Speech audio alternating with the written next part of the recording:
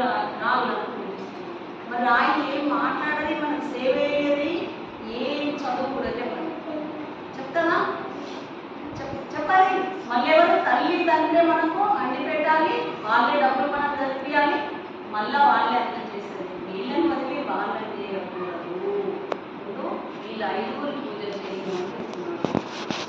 భక్తి అంటే బాహ్య పూజ కాదు, అంతర్పూజ. లోపల పూజ చేయి, నువ్వు ప్రేమతో ఉండు. అంతర్పూజ లోపల. నీకు చావు వచ్చినా అంతర్పూజనే.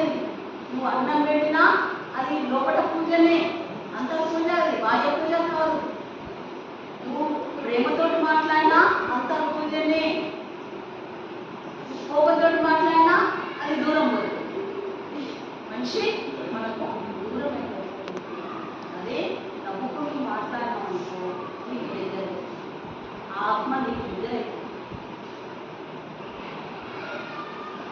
పాతంజలి యోగ శాస్త్రంలో శక్తిపాత యోగ రహస్యం గ్రంథాల నుండి అంతరంగంలోని ఆత్మను గురించి ఈ విషయాలను మనకు ఇక్కడ పుస్తకాలు సాక్ష్యంగా మనకి ఇక్కడ ఇచ్చింది. ఈ పుస్తకాలలో ఇది ఊరికే బట్టి చెప్పడం లేదు, ఆ గ్రంథాలలో ఉన్నాయి, మీరు చదవండి.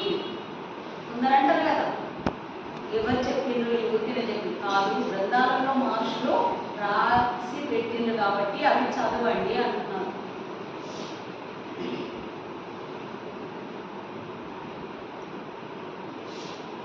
షట్ చక్ర దేహంలో చక్రాల గురించి ఇక్కడ చెప్తున్నాడు.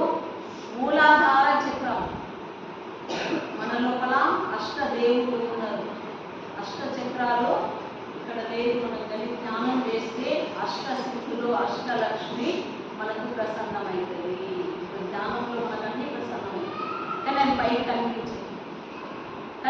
మన సినిమాలలో సీరియల్లో చూపిస్తారు, ఇట్లా పెట్టి ఫోటో ఇట్లా లైట్ వచ్చింది, ఈ చక్రము ఇదైంది, ఈ చక్రం ఇదైంది, పైన ఆటో చూపిస్తారు అది. కానీ మన లోపల అది చూపించరాదు కదా.